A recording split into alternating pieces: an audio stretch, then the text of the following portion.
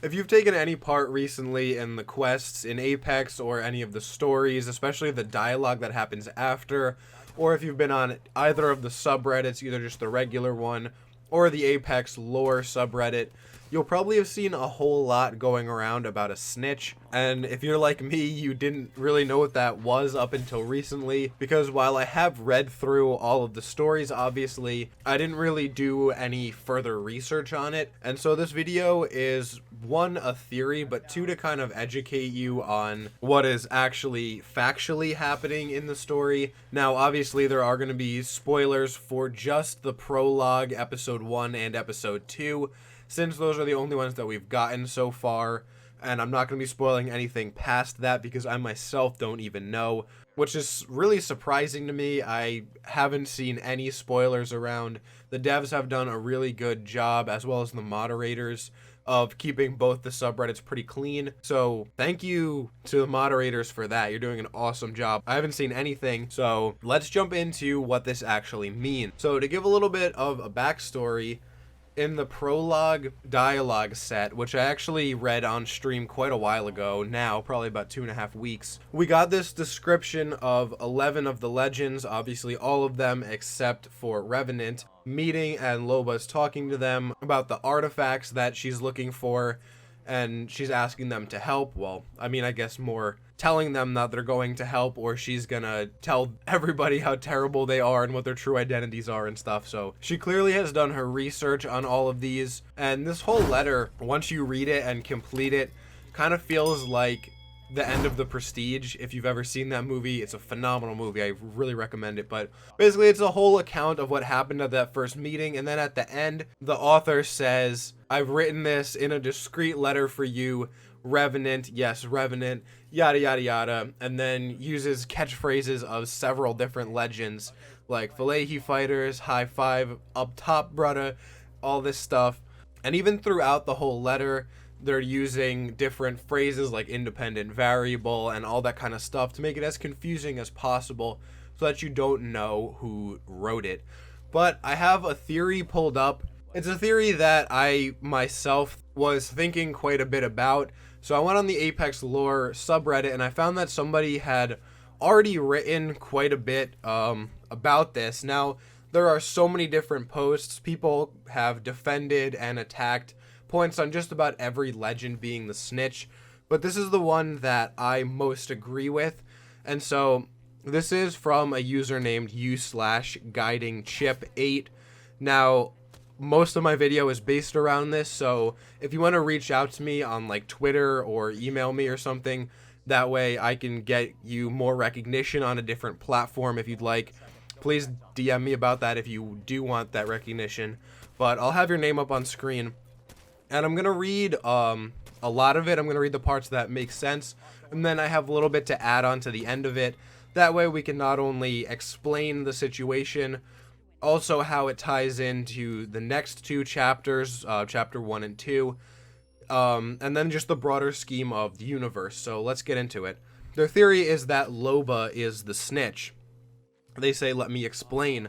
The end of the letter is telling. It's designed to be as misleading as possible. It's written to show that whoever it is knows the characters to some degree, at least enough to know all their catchphrases. And who else would put so much effort into this than Loba? She hates Revenant, and as we've seen from the Halloween event, there is a way to get out, via Wraith's interdimensional portals and potentially other interdimensional portals left over in King's Canyon. However, thus far, none of the shadow creatures have escaped, and neither has Revenant. However, why would he want to leave? So let me explain something that comes up later on.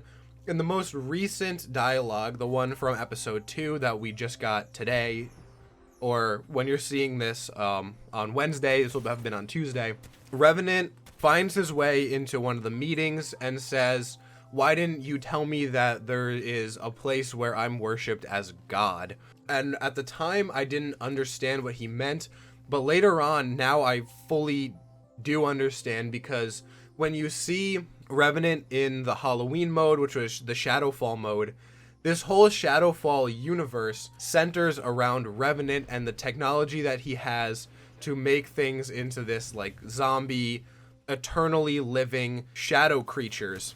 And so he truly is God in that universe. He gets to breathe life into things, he gets to end their lives. So why would he ever want to leave? So let's continue with this theory. Now, onto the reason Lobo would be the snitch. Revenant would be stuck there forever, if not a really long time. In the Titanfall universe, phase-shifting pilots are a thing, jumping from dimension and still remaining in control. We also now see how the Simulacrum program works from the Season 5 trailer, which was the trailer where Loba goes underground, underneath Skulltown, and all of those bodies for the Revenants are there. She finds the head disappears through the Monsters Inc. door, and goes somewhere else. But that's how it runs. It runs off his memories, experiences, just basically the action of his brain. It's clear that the devs were making the connection to the Simulacrum program. If the phase pilots and Revenant are victims of this Simulacrum program, what's to say he wouldn't remain in control in another dimension, removing his influence from this one? Now that's very confusing at first, but essentially what it means is that there are two different versions of him, similarly to how Wraith has a whole bunch of versions of herself.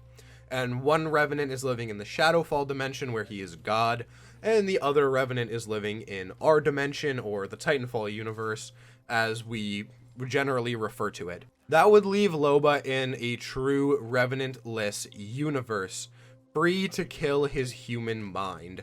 Why wouldn't she want to do that? She wants Revenant to fall for the trap, so being the one to betray the group with such a well-hidden trap to capture Revenant and leave him stranded makes a lot of sense. So basically, to kind of sum up this theory and my theory in general, she wrote that letter in the beginning, the prologue, to pique Revenant's interest about what's going on, and she wants to get him to go on one of these missions into the Shadow universe so that they can leave him there, because not only will he, I guess, be happy there, because he'll get to be like a god to the creatures on that planet, in that universe, whatever, the people there too, I guess, because in the Halloween event we do see that the legends are there as shadow forms of themselves. So she just wants to leave him there. That way she can go on her own pursuit of his head, which is what's controlling all of these simulacrums, and then she can destroy it without him getting in the way of it. Now, there are certain other characters as well who we're seeing present, such as Yoko, who is the assistant to a woman named Amachi.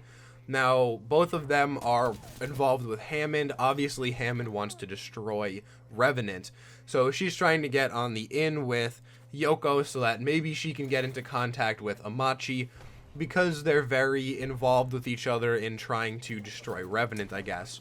So that's my full-on theory for why I think that Loba is the snitch. Obviously, this isn't fully my theory. I've used a lot of strong points that I pulled from Guiding Chip 8's post over on the Apex Lore subreddit. So humongous thank you to you. You really did all of the hard parts of this for me. I just had a lot of speculation and personal thoughts that I put in there. So again, please reach out to me if you want to be recognized on a different social media platform. Please feel free to leave your thoughts, concerns, comments, jokes, anything you really want down in the comments on what you think about this theory. Do you think it holds up? Does it make sense in your mind? Who do you think is the snitch, if not Loba? And while you're down there, if you wouldn't mind scrolling up just a little bit, and if you're not already, hit that red subscribe button and join the club. We would love to have you here. And before you go, thank you so much for also hitting the like button. That helps out the channel so much. So I'll be back again with you guys tomorrow. But until then, take it easy.